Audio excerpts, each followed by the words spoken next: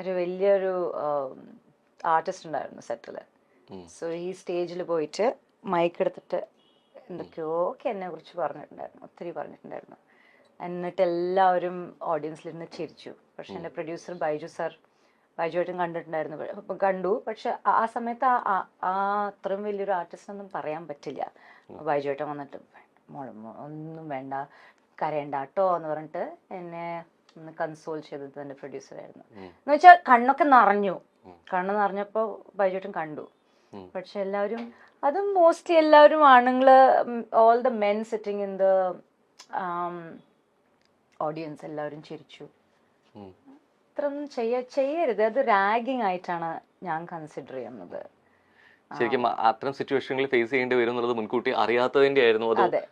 Sudden ആയിട്ട് വന്നത്, sudden ആയിട്ട് വന്നു, എല്ലാവരും ചിരിച്ചു. C it's okay, I can make A joke at my self. എനിക്ക് അത്രയും സെൻസ് ഓഫ് ഹ്യൂമർ ഒത്തിരി ഉണ്ട്. I don't take it so seriously. പക്ഷെ ഡേ വൺ ഇത്രയും വലിയൊരു ഷോ നമ്മള് ആങ്കറിങ് ചെയ്യുമ്പോൾ എല്ലാം ഇങ്ങനെ പിടിച്ചു വെക്കുമ്പോൾ ഒരു ടെൻഷൻ ഉണ്ടാവും. പിന്നെ തന്നെയാണ് ഞാൻ അവിടെ ഞാൻ ആരും അറിയില്ല, നോ ബഡി. എല്ലാവരും ഞാൻ ഇന്ന് രാവിലെയാണ് ഫസ്റ്റ് ടൈം കണ്ടിരിക്കുന്നത്.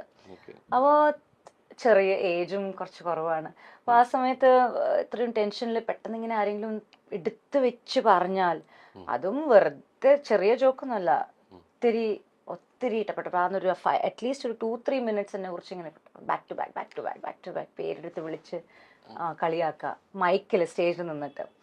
സോ ഇറ്റ്സ് മനസ്സിൽ തട്ടും. ട്രാക്ക് തന്നെയായിരുന്നു 100%. മലയാളം കണ്ട ഏറ്റവും ഹിറ്റ് ഷോ കൂടിയാണ് ആക്ച്വലി വോഡഫോൺ അല്ലെ, കോമഡി സ്റ്റാർ. ഒരു തുടക്കക്കാരി എന്നുള്ള രീതിയിലേക്ക് കിട്ടിയ സ്വീകാര്യതയും വളരെ വലുതായിരുന്നു അല്ലെ, ഒരു ആങ്കറായിട്ട് ഇത്രത്തോളം. പക്ഷെ എന്തുകൊണ്ട് അവിടെ പെട്ടെന്ന് കുറച്ച് നാളുകൾക്ക് ശേഷം അവിടെ ആങ്കറായിട്ട് ശ്രുതി മേനോനെ കാണുന്നില്ല? ജഡ്ജസ് ആണെങ്കിലും ബാക്കി ക്രൂ ആണെന്നുണ്ടെങ്കിലും ബാക്കി എല്ലാവരും അതേപോലെ തന്നെ നിൽക്കുന്നു. എന്തുകൊണ്ട് ആങ്കറിനെ പെട്ടെന്ന് മാറ്റി? ഇതേ രീതിയിൽ സഹകരിക്കാൻ പറ്റാത്തത് കൊണ്ടോ, അല്ലെങ്കിൽ വിട്ടുവീഴ്ചകൾ തയ്യാറാവുന്നതുകൊണ്ടോ, എന്തുകൊണ്ടായിരുന്നു? എനിക്കറിയില്ല റോഹൻ, ടു ബി ഓണസ്റ്റ്. ഞാൻ ചോദിച്ചില്ല. ആ ഷോനെ കുറിച്ച് എനിക്കൊന്നും നെഗറ്റീവ് പറയാനില്ല. ഫസ്റ്റ് ഓഫ് ഓൾ, കാരണം നെഗറ്റീവ് ഒന്നും ഇല്ല. ഈ ഒരു ചെറിയൊരു എക്സാമ്പിൾ ഞാൻ പറഞ്ഞത്, അതൊരു വേറൊരു ആർട്ടിസ്റ്റ് കളിയാക്കിയത്, ദാറ്റ് ഈസ് കംപ്ലീറ്റ്ലി ഡിഫറെൻറ്റ്. പക്ഷെ that show Vodafone comedy stars എനിക്ക് തന്നിരിക്കുന്നത് ഒത്തിരി കൂടുതൽ ഓൺലി പോസിറ്റീവ് മെമ്മറീസ് ആണ്, ആൻഡ് ബ്യൂട്ടിഫുൾ മെമ്മറീസ് ആണ്. എന്ന് വെച്ചാൽ എല്ലാവരും എന്നെ അറിയുന്നത് കോമഡി സ്റ്റാർസ്. പിന്നെ ഞാൻ എയർപോർട്ടിൽ, ഞാൻ ചിലപ്പോൾ കൊച്ചി ടു ബോംബെ ടു കൊച്ചി, ഞാൻ താമസിക്കുന്ന വീട് ബോംബെയിലാണല്ലോ. ആ സമയത്ത് എയർപോർട്ടിൽ കാണുമ്പോഴും എന്നോട് ഇങ്ങനെ ബ്രേക്ക് എടുക്കുന്ന സമയത്ത് ഞാൻ എൻ്റെ കൈ ഇങ്ങനെ മുകളിൽ ചെയ്യുന്നത് അവർ ചെയ്യിപ്പിച്ചിട്ടുണ്ട്. Fans and audience and public use to come to me and say, ചേച്ചി ഇങ്ങനെ ഒന്ന് കൈ ചെയ്തിട്ട് ഒരു ഫോട്ടോ എടുക്കണം. അങ്ങനെ എത്രത്തോളം എന്നെ നോട്ടീസ് ചെയ്തത് കോമഡി സ്റ്റാർസിലൂടെയാണ്. അപ്പോൾ I have only amazing things to say about comedy stars. And അവർ ആങ്കർ ചേഞ്ച് ചെയ്യാൻ ഇന്റേണൽ ഡിസിഷൻ ആണെങ്കിൽ ഓക്കെ, അതിനെ കുറിച്ച് ചോദിച്ചിട്ടില്ല. പക്ഷെ ജഡ്ജസ് അവരെന്നെ തുടരുന്നു. പക്ഷെ ഞാൻ കേട്ടിട്ടുള്ളത് ഓൾറെഡി ശ്രുതി മേനോനെ ആക്ച്വലി ജഡ്ജസ് ആയിട്ടുള്ള അഭിപ്രായ വ്യത്യാസങ്ങൾ ഉണ്ടായിരുന്നു എന്നത് ഒരു കാരണമായിട്ട് കേട്ടിട്ടുണ്ട്. ശരിയാണോ? Not at all, never. ഞാൻ ഓൺ ക്യാമറ പറയാണ്, ഒരിക്കലും ഇല്ല. ഇതാരെങ്കിലും റൂമർ സ്പ്രെഡ് ചെയ്തതായിരിക്കും. കാരണം ജഗദീഷ് ഏട്ടൻ വാസ് ലൈക്ക്, എന്താ പറയുക, ജഗദീഷ് ഏട്ടനെ പെർഫോം ചെയ്യുമ്പോൾ, അവിടെ ജഗദീഷ് ഏട്ടൻ സംസാരിക്കുമ്പോൾ, അല്ലെങ്കിൽ ഗ്രീൻ റൂമിലിരുന്ന് മേക്കപ്പ് ചെയ്യുമ്പോൾ, പാടുമ്പോൾ, എന്ത് വേണമെങ്കിലും ചെയ്യുമ്പോൾ ഒരു പഠിക്കാൻ പറ്റുന്ന ഒരു ബുക്കാണ് ജഗദീഷ് ഏട്ടൻ. About life, about you get to learn so much from him. ഒരിക്കലും ഇല്ല. പ്രൊഡ്യൂസേഴ്സിൻ്റെ കൂടെ ഒരിക്കലും ഒന്നും ഉണ്ടായിരുന്നില്ല. ബൈജുവേട്ടൻ, ഇപ്പോഴും ബൈജുവേട്ടൻ ഞാനും ഇടയ്ക്കിടെ സംസാരിക്കും.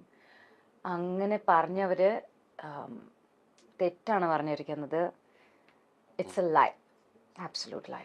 അങ്ങനത്തെ ഒന്നും ഉണ്ടായിട്ടില്ല.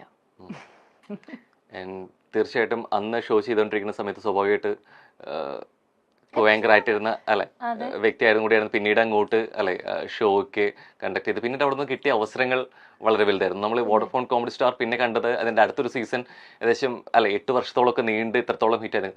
ശരിക്കും അടുത്തൊരു ആങ്കർ വരുന്നു, അവർക്ക് ഇത്രത്തോളം റീച്ച് കിട്ടുന്നു, ആ ഷോ ആ വ്യക്തിയുടെ പേരിലും കൂടി അറിയപ്പെടുന്നു എന്നുള്ളത് ഇത് അറിയുന്നത് ഒരു കലാകാരൻ എന്നുള്ള നിലയിൽ സന്തോഷമാണോ അത് എനിക്കുണ്ടായിരുന്ന അവസരം നഷ്ടപ്പെട്ടു എന്നുള്ള രീതിയിൽ ഒരിക്കലും ഇല്ല. എനിക്ക് ഞാൻ വോഡഫോൺ കോമഡി സ്റ്റാർസിനെ ക്രിയേറ്റ് ചെയ്ത ആ എക്സൈറ്റ്മെന്റ് എന്റെ അഭിപ്രായത്തിൽ ആരും ചെയ്യാൻ പറ്റിയിട്ടില്ല, ആർക്കും ചെയ്യാൻ പറ്റിയിട്ടില്ല. ഇല്ല.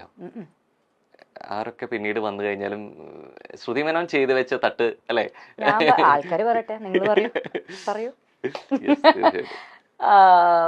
ആ ഡെഡിക്കേഷൻ, ആ ഒരു എനിക്ക് കിട്ടിയത് ഞാൻ തിരിച്ചു വോഡഫോൺ സ്റ്റാർസിന് കൊടുത്തിട്ടുണ്ട്, 100% കൊടുത്തിട്ടുണ്ട്.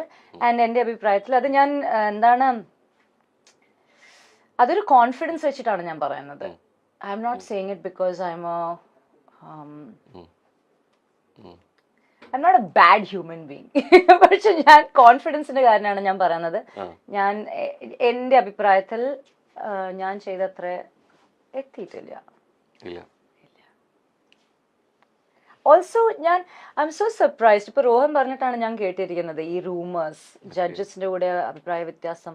കാരണം ജഡ്ജസ് ഞങ്ങളെല്ലാവരും ഒരുമിച്ചിരുന്ന് എത്രത്തോളം നമ്മൾ എൻജോയ് ചെയ്തിട്ടാണ് ഷോ ഷൂട്ട് ചെയ്തിരിക്കുന്നത്. യുനോ, അതായത് രാവിലെ തൊട്ട് തുടങ്ങിയ എനർജി ഈസ് ഹൈ, എല്ലാവരും ഒരുമിച്ച് ചിരിക്കും, കളിക്കും, പാട്ട് പാടും, അങ്ങനെ ഒരിക്കലും ഒന്നും വന്നിട്ടില്ല. സോ എനിക്ക് തോന്നുന്നു ആ ഒരു കെമിസ്ട്രി ജഡ്ജസിന്റെ കൂടെ ആർക്കും കൊണ്ടുപോകാൻ പിന്നീട് പറ്റിയിട്ടില്ല.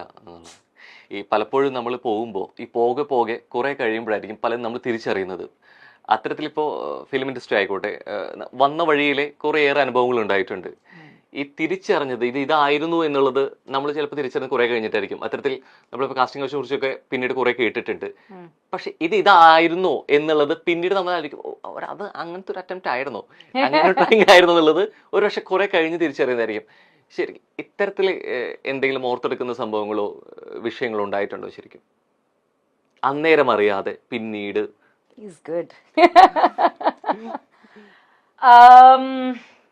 തീർച്ചയായിട്ടും ഉണ്ട്.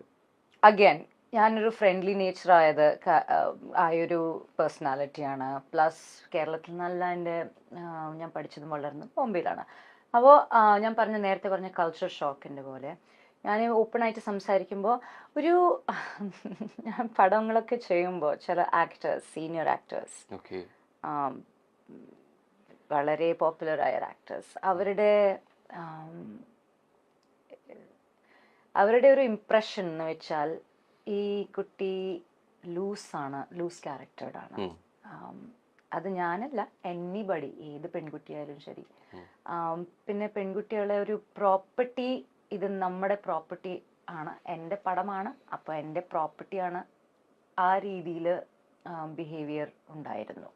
അത്രയും ഞാൻ എക്സ്പീരിയൻസ് ചെയ്തിട്ടുണ്ട്. അത് എന്നോട് ചോദിച്ചിട്ടുണ്ട്, നിനക്കെന്തിനാണ് ഇത്ര നാണം, നിനക്കെന്താ നാണം എന്ന് എന്തൊക്കെയൊക്കെ ഡയറക്ടേഴ്സ് ചോദിച്ചിട്ടുണ്ട്. നിനക്കെന്തിനാ ഇത്ര നാണം? അതും പബ്ലിക്കില് ഷൂട്ട് സെറ്റിൽ നിൽക്കുമ്പോൾ, ഷൂട്ട് ചെയ്യുന്ന സമയത്ത് ഓവർ ദ മൈക്ക് അങ്ങനത്തെ ഹറാസ്മെന്റ്, ചെറിയ ഹറാസ്മെന്റ്സ് ഞാൻ എക്സ്പീരിയൻസ് ചെയ്തിട്ടുണ്ട്. ചെറിയത് ഞാൻ പറയുന്നത് ചെറുതല്ല, പക്ഷെ ഐ സേ സ്മോൾ, കാരണം ഇപ്പോഴും ഇൻഡസ്ട്രിയിൽ നമ്മുടെ പെൺകുട്ടികൾ ചിലപ്പോൾ ഹറാസ്മെന്റ് ഇതിനേക്കാളും ഞാൻ എക്സ്പീരിയൻസ് ചെയ്തേക്കാളും വലിയ എക്സ്പീരിയൻസ് ഉണ്ടാവാൻ റിയാക്ട് ചെയ്തിരുന്നു. ഞാൻ റിയാക്ട് ഇല്ല.